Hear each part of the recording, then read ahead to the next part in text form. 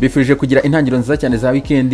Ibinyamakuru byacu reka tubere mu kinyamakuru La Gazzetta dello Sport mu gihugu cy'Ubutaliyani rero cyagarutse ku magambo ya Spadafora Vincenzo, akaba ari Minister of Sport and Youth Sports zara mu gihugu cy'Ubutaliyani, wamaze gutangaza yuko Cristiano Ronaldo kuba yaranduye coronavirus COVID-19 rero ari umusore wanengetse ku bintu bijyanye no kubahiriza amabwiriza yo kwirinda iki cyorezo rero ngo niyo mpamvu yanduye mu by'ukuri yamukrititse mu buryo bukomeye cyane.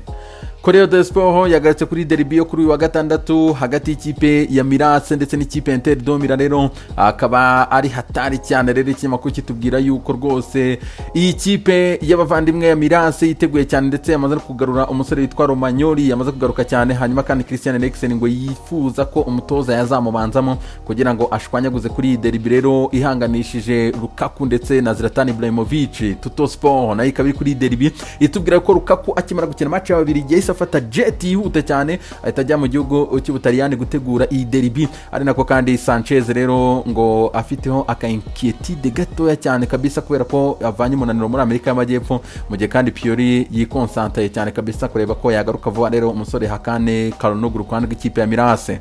Twekeje mu gihugu cya Espagne, Sport ikatubwira yuko ikipe ya Barcelona iteguye gusinyisha Memphis Depay rero ngagomba gusinya mu kwezi kwa mbere, ariko agomba kubanza kwemera kugabanya umushahara we mu ikipe ya Barcelona, ari nako kandi Barcelona ngo mu kwezi kwa mbere igiye gukora kuri dossier ebyiri, akaba rero ari Martin Braithwaite ndetse na Ousmane Dembele ishaka ko basohoka muri ikipe. Ikinyamakuru Marca cyo kikaba cyandika kuri Antoine Griezmann rero akaba yaratangaje amagambo nyuma ya match ya Croatia n'Abafaransa, akavuze ko Didier Deschamps amushyira kandi nawe akamenya guprofitaho Didier Deschamps yamushyize, no kuvuga ngo azi kumukinisha kurusha abandi batoza bose.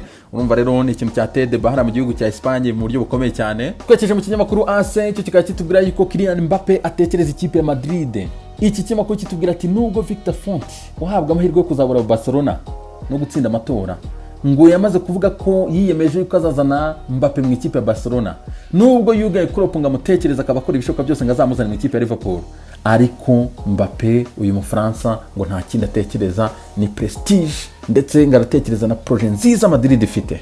Twekeje mu kinyamakuru L'Equipe mu gihugu cy'Ubufaransa, ahangaha kiratwereka utuntu hano banza witegereze, no kuvuga ngo aho ubona Man United n'icyatsi uwo mukinnyi azakina match ya Man United mu ibara ry'umuhondo arashidikanywaho, mu ibara ry'ijya gusa nka orange arashidikanywaho cyane, mu gihe ibara ry'umutuku ntago azagaragara kuri match ya Man United. Okay, twagiye. Juan Draxler arashidikanywaho kuri match ya Man United, Marin Kade arashidikanywaho, Thilo Kehrer afite amadicteur ntago azakina match ya Man U, Juan Bernat Amariga Makroaze ntago azakina match ya Man U, Marco Verratti Amaishion arashidikanywaho, hanyuma hakaza Marquinhos arashidikanywaho cyane kubera ko arafite amadicteur, hanyuma hakaza Kurzawa ndetse na Di Maria bo bazakinira match ya Man United nubwo ari suspend muri match za Ligue 1. Ariko kandi cyangwa kitubwira yuko Danilo Pereira akaba yaragiranye contact na Cristiano Ronaldo arashidikanywaho rero kuri izi match nyuma y'uko rwose agomba gupasa ka quarantine mu kuntu arashidikanywaho kuri match ya Man United, ariko ntagashidikanywaho cyane, arashidikanywaho gusa kuko yagiranye contact na Cristiano Ronaldo. Ariko kandi rero Moise Kean cyangwa kitubwira yuko ashobora kuza kubanzamo iyi match yo kuri uyu mugoroba wari wikina n'ikipe ya Nimes 3 z'ijoro. Rafinha we arahari cyane kabisa muri system ya 4-3-3 rero ngashobora kuba yanakina hagati mu kibuga afera Swift. Ikinyamakuru The Sun ahangaha akayitwa Rio Ferdinand muri legend y'ikipe ya Man United rero akaba legend Rio Ferdinand akaba avuga ko rero bibaye byiza rwose Ole Solskjaer yamugira inama yo kudropinga Harry Maguire akamukura muri squad yo muri weekend agasa nk'umuhikira ubuko gatoya cyane, hanyuma agasubira ku murongo nyuma y'ibyamaye kuri Maguire mu bugereki ahura n'ibintu by'ikarita z'umutuku ejo ndi karita z'umuhondo mu masegonda ngahe rwose bavuga ati rero iyi ni fatigue ya hatari. Demerion ikaba itugira yuko EFL chief akaba ayobora EFL yitwa Ricky Parry arashinja chairman Craig Clark chairman wa FA kuba ariwe washyizemo imbaraga kabisa kuri projet ya Big Picture kugira ngo isenye icyiciro byo hasi, akaba aravuga ati ni wowe rwose ntandaro y'ibi byose.